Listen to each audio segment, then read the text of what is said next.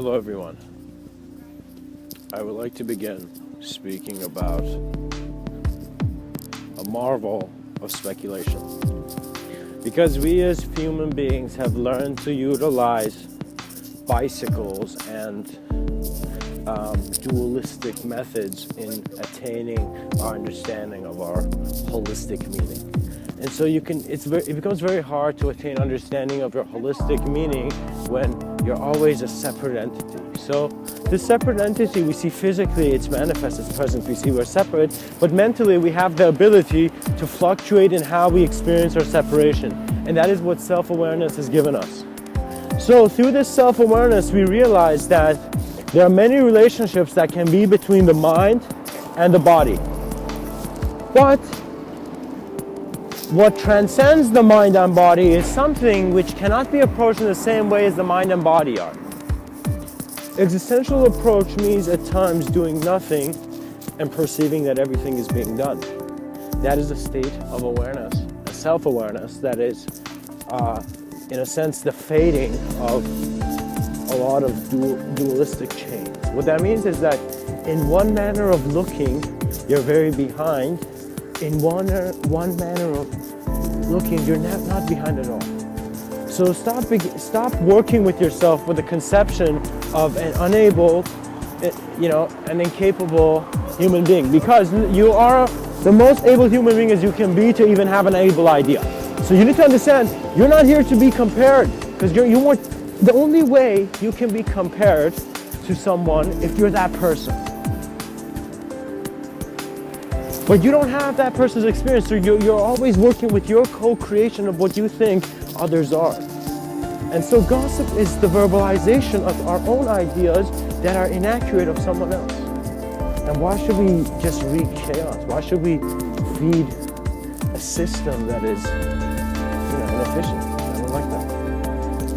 What I like to understand is that man has had an amazing ability to rationalize. But why is this part of his mind in conflict with other parts of his mind? How can man be more of a holistic being? And the only way he can completely be a holistic being is if it always was. And that is the revelation. Because what could be the revelation of a dying man? Life. What could be the revelation of a dead man? Life. What could be the revelation of a living man? Death. It's very observable in that realm, but I am not going for that kind of revelation. I'm not here talking about the revelation and stories and books. I want to talk to you about your revelation. Because you must reveal to yourself who is it that will walk in your greater shoes. And that essence does not need to be defined. But you can choose to define it, What you realize is before you have said any word to anyone else, you have used symbols which were biased due to other people's interpretation, unless conceptually there was some firmer framework. You see, humanity is an ability to, for now, at least right now, to work with a certain sense of separation and a certain lack of awareness. So on greater spectrums and in greater minds, we can perceive that humanity is not in peril. It is simply focusing on adjusting to a certain behavior. So what that means is the problem is, guys, the past should never limit or prohibit the future. And what that means is that even though we do have good morals from the past, and I talk about ancient Vedic literature, the understanding is that the reason you don't have aware to your basic sense of self is the reason where we even need to bring up Vedic literature. The awareness of the human being must be aware to his whole process. That means do not categorize physicality to then reduce yourself into units of misunderstanding. I mean, units were useful, but they're adjusting your intelligence to a certain mind, to a certain form, a certain information,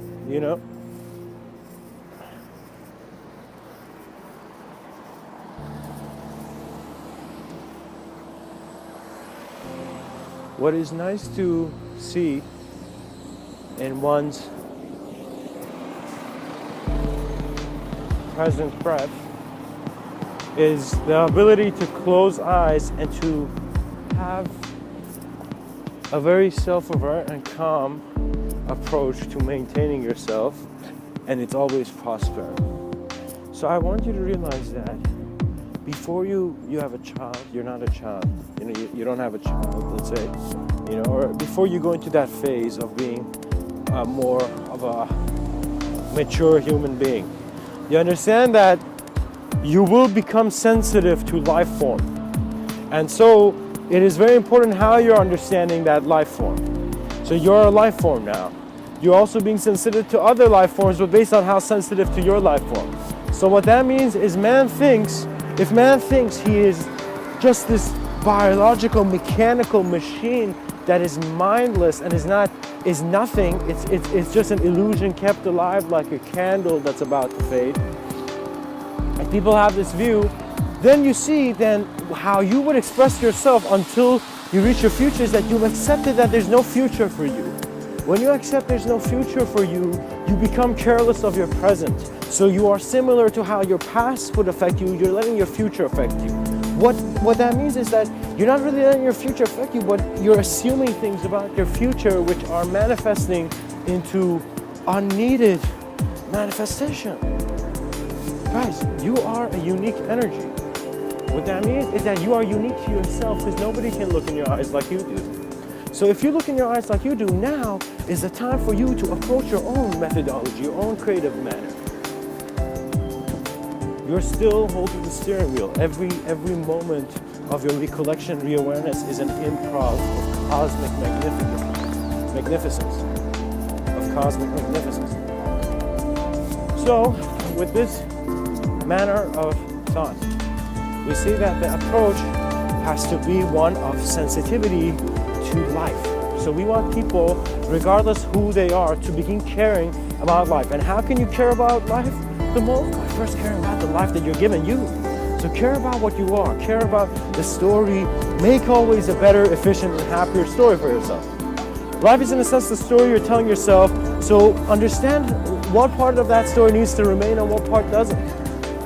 The Rubik's Cube is only hard to solve if you have no intention of solving it. If you have an intention of solving it, life will open the doors for you. Because guys, you do not understand. It's not blind faith. It's trust in different eyes. And in those eyes, the intelligence is holistic. So I have sometimes walked like a blind man in rooms where many would have thought a blind man was forbidden to enter. But I was not blind, because we can see that attention is never blind to itself. There is a greater vision in which a God stands above Zeus, and that is the God of manifestation. So when we create intermediaries between our truths, we create waste of time, but not in the sense that intermediaries, not that the intermediaries matter, it's just the fact that you're not letting yourself receive all that you are. So what it is that when everyone was walking on that road called life, and when suddenly someone, you know that poem, that path less taken by? Now imagine there's a normal path, regular path, right? A very marble floor path, let's say, like a mansion marble floor path. And then there's another road, so this is a crossroads, which is burning coal. And so if you were asked which one would you walk on, what would you choose? And you would see some people have chosen to walk in mansion on the marble floor. Some people have chosen years ago to walk on the coal. And now you see that you're there in between. And what do? Do you solidify, or do you liquidify, or do you remember what Steam was always preaching, which was nothing? So we, in a sense, find that complexity is our illusion when simplicity is our truth. And so,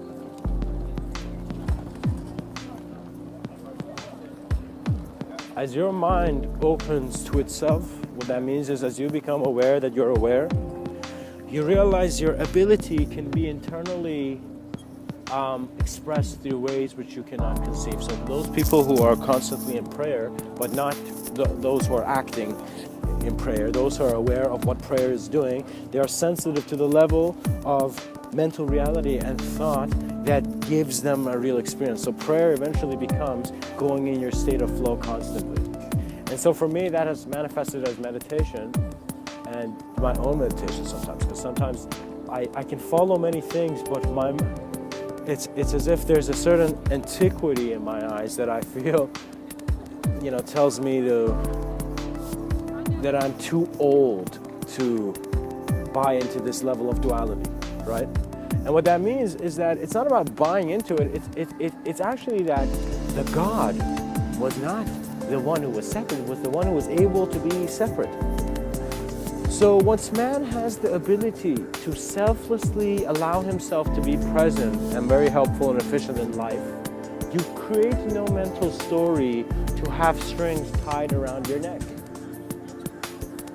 Because you do not want to be in a ridiculous story. Who wants to be in a ridiculous story, Create an absolutely fantastic story for yourself. If you're picking up the pen, visualize Ernest Hemingway passing it to you after he wrote his greatest book or something. Your mind is creative because you're allowed to manage and work through your own experience, and that is the human ability. You see, the human ability is the ability to create methods of its own interpretation of what's going on. So let's say if me and you were the eyes from above and we just looked down at the human being, we saw the human being first becoming self-aware. So we are seeing human beings now, and we have culture. So human beings are self-engaged. They are self-engaged. Everything in your life is orbiting around yourself. You. Where am I going? What am I eating? What am I doing? What am I studying? What am I making? Who am I talking to? How am I being talked to? You know what I mean? So in our experience of the life process, man is usually limited into his own orbit of self. So we're constantly being self-aware of things. What if you are other aware of things as well? And you see, there are many layers of consciousness in regards to how man has found himself to be the key to any door, is that man's problems are only and always solved by man, but man's understanding of man never comes from man. It comes from man plus the unknown. And that unknown element can manifest as sacrament in your life, or it can manifest as nothing, or it can be nothing. You can choose not to acknowledge a bird on the tree, and so many people don't even see the tree. You can choose to be like that. But I have realized that I'm not trying to be the best or the worst. I realized once I began looking at nature, the blue jay that sat on the branch knew it all. And could not even be that attached, would leave if it got discomfortable. What that means is we see that if we are too focused on objective reality, physically we can't leave our problem, so we're stressed out. So the impact is too solid. So solid impact is equivalent to someone, let's say, the janitor of like your school, like hitting someone with a stick, So solidity is our own letting of the clay to dry on our table. So the mind of man progresses differently when it becomes aware of that which is aware of man. And it is never the mind, it is not the body. So when I say it's not the mind, it's the body, it's a bold claim. I'm telling you, you're nothing. How do you feel about that? Well, a lot of people, hear this and they're like, nothing, I don't like this. But because they're reacting to an idea of nothing, they have not confronted. Trust me, guys, nothingness is a multidimensional entrance. You can enter into senses of non-being, but it doesn't mean you're not present. Non-being means you're not relating to a form to see that you exist. You exist because you are the awareness of the relationship. And so your consciousness is not progressing in the same way. Your consciousness is never individual. What that means is that I hear some people talk about lifetimes as if they're lists, and everyone has their own unique list. And that is true, perhaps, but I believe that depends on the seer, and the seers are not that insightful because it is a collective intelligence. In other words, once you have a misunderstanding of the human intelligence, then it doesn't matter whether it's spiritual, if it's atheist, or if it's whatever. You just feel the intelligence cannot manifest in any other way. So, in a sense, what I'm saying is that, guys, I have nothing against science, nothing against spirituality, and I don't really care because I don't think about them in that way. I don't think about them in words. But I see that one must have the ability to see the structure in the unstructured and see the unstructured in the structured. And that is the power of an infinite mind, infinite possibilities. So we see, because our mind can formulate problems, we want infinite answers. Who doesn't want an infinite answer? And an infinite answer is not verbal. Language is limited. Language is the person. Language is, in a sense, the guy who used a permanent marker on his favorite CD and wrote the wrong thing. What that means is language cannot be honest because it is built on shaky foundations of form.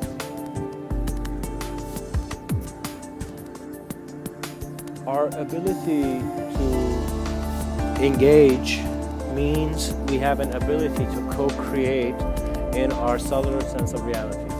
Guys, I don't know who brought the word imagination, where it originated from, but I want to talk about consciousness and teach you about how to, in a sense, pilot through it in my own methodology that has come to me. Therefore, I'm going to share an experiential, practical thing in the future, but the whole understanding is that we have treasures within us. So I am the treasure revealer that is helping you remember the treasure revealer that you are and the treasures you have within you.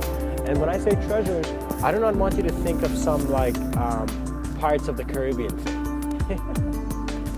Treasure is more eternal and infinite the more formless it is. So the more formless your understanding it is, the more it remains with you. And what that means is that there can be no ego to convince, but there can be infinite selves. That means your consciousness begins in the human experience being one of identity. And once that identity is broken a couple times, you see you're much more able to adjust in your identities and their fluctuation, but you're still keeping on to an identity. You can't let go of your name. And this is because that is a level which is you find not necessary, and at the same time, why should I be a nameless being in a world that acknowledges only names? And that is true. Why should you be a nameless being? Well, you shouldn't be a nameless being. You should be a nameless being to yourself. It doesn't matter what reality you walk in. It doesn't matter what game you put in the Xbox. You need to be aware that there's an Xbox, and you need to be aware that the screen is not the full screen. What that means is that your certainty on one level where you feel you're limited, it cannot be your full certainty. So what that means is you must break yourself. You must find that cliff which you're going to fall into your own greater dissolution to come back out stronger. And these treasures are visions, are memories. Guys, treasure revealers, I'm actually, how I would help you pilot your consciousness and guide you in how to progress through that is by letting you know that the treasures within you are memories which activate skill in you. How can I say this, guys? It is very crazy. There is a collective mind, I've written about this, that allows you to feel an omniscient expression by being the ability to perceive simultaneous realities at the same time. So I have had an experience about simultaneous realities at the time. I have fluctuated between them, and it is not just a lucid dreaming thing, because it's not lucid dreaming. I don't do it in lucid dreaming. I do it. I'm awake. when I go into this state. In other words, I'm not sleeping. But you see that it is lucid because there is a lucid transition. So imagine that the reason you might think it's a lucid dream is because you're just aware of that moment where you're going through the portal. You're not aware of what's on the other side and what's not. And you see it's different branches of knowing. So I will kind of suggest this very profoundly here, and hopefully will benefit the listener and perhaps my own understanding as I progress through this journey into the unknown.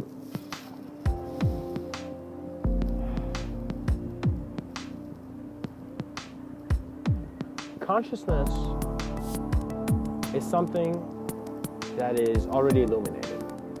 The candle is lit. You are expressing and presenting something about your livelihood. You're alive. This is acknowledged by all those who are alive with you, and even those intelligences that you can't see. But because you can't see some things, you can't be certain, so let's not acknowledge it. Let's not say there's anything else other than the things you've experienced. You see, guys, I want you to think for a second that right now you had all the understanding in existence. And I want you to think, how would I give this understanding to myself or other people who are like myself when they were beginning out? And you see how you give this understanding is by not talking about it, but asking questions that make the seeker search the truth within himself. So I am not trying to, in a sense, change your story. I'm trying to talk about like a stream to the point that you think about why there's direction in life and why you should have a direction. Guys, you're always a philosopher to yourself, and you always have your own philosophy. And you need to understand sometimes your own philosophy is being arrogantly kept. So what that means is you're keeping ideas which you publicly and have expressed for a long time that you believe, but in a sense you're not certain of. And so it is much better to have no opinion than to have an opinion that you do not believe is true. What that means is it is okay not to know. And that is the factor. I don't know, right? We think that I don't know, and we say I don't know what's up, I just don't know. And that's in a sense obtaining comfort in the level of certainty we have so far and not accepting what's there. Guys, I'm going to talk about certain doors and how consciousness works. In a sense, all that I will be doing is giving you more of an awareness on what your relationship with your thoughts are. That's it. That's all that as a teacher I can do. I can give you enough self-awareness until your maintenance runs by itself. What that means is that a teacher does not need to be 24/7 in your life. You don't need to have a therapist 24/7 in your life. If you're constantly going to a therapist, then in a sense, you are helping another human being put his ideas of what is right and wrong into your own mind. And so the greatest therapy is going back to your roots, guys. When you feel the leaves are constantly fading and you're seeing death and trouble and pain and suffering everywhere, that's when you go back to your roots. That's when you ask yourself, what am I grateful for? And you realize, damn, I do have everything, but I guess I'm grateful for those people who brought me in this life. So you begin thinking about the metaphor. Guys, family is a big metaphor. And guys, I'm not here to say that I feel sorry for people who don't have families. I don't feel sorry for any being. I feel very honored in front of the presence of any being. So if you feel sorry for yourself, stop doing that and realize that you're here to give yourself a fulfilled life, a life fully experienced. So go and understand different ways you can improve your own experience. And improve your own experience with the acknowledgement of comparison, but don't buy into the comparison. What that means is that when you go to the gym, it's awesome to have a sense of competition and work out and, maintain your level of maintenance, but at the same time, don't get too caught in games, stories. Always have this practice that is your own practice of chilling out, right? And chilling out at times, guys, it is good to do it with, let's say social, but you need to also chill out on your own. And what that means is you need to let your thoughts, sometimes you don't know. Guys, not everyone is meant to have a party or to go into these social situations of pressure for a lot of, sensitive minds, I find, especially younger people. Because you see, the mind is able to handle anything, and so the ability to handle something is never lost. That never dies. A great man is always a great man. But how much you manifest your greatness requires how much awareness you have to a self that is great. And not a lot of people have awareness to a self that is great. A lot of people believe we're living in a world where the world is chewing, we believe we are around vultures.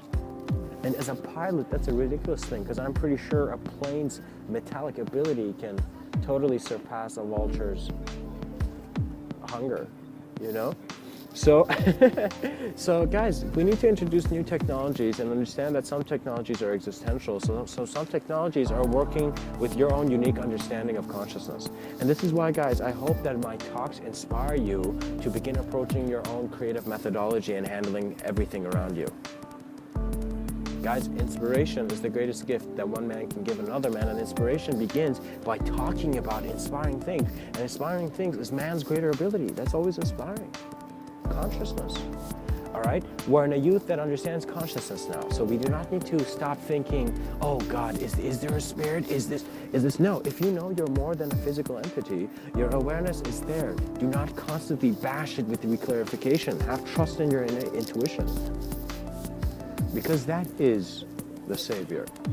The faith, the trust, the ability to trust yourself. So I don't know, but if I walked with saints, and if I could see, for example, that Christ went through his thing, and let's say I was this formless presence of observance, and I just observed what was the crucifixion of Christ, I realized Christ was one of the most beautiful ideas of a human being who, he did not give suffering for you. He gave you the ability of man to be God. And to be God is that, guys, God in a scientific context is a barking illusion of dogma. But to those who do not need illusions, who are aware of what stories mean to them, sacrament is the gate to an opening of a greater self, and you're never allowed to take that away. Regardless of how weird someone's dream is, never take it away. Never discourage, guys. Leave your conversations by being a healthy contribution.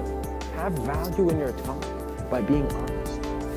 Guys, if you're not being honest, it's because you think your honesty is not good enough for this life. And your honesty is your own personal views. And guys, it's not about fear of intellectual property or any sense of ownership or non-ownership or anything. Nature shares. I have been in nature too long to be selfish. And so selfishness kills a man, but selflessness opens the entrance to eternity. And I'm pretty sure William Blake understood this. You know, especially with flowers. Much blessings, guys. I hope this talk is enlightening, because the light is always within you. Thank you.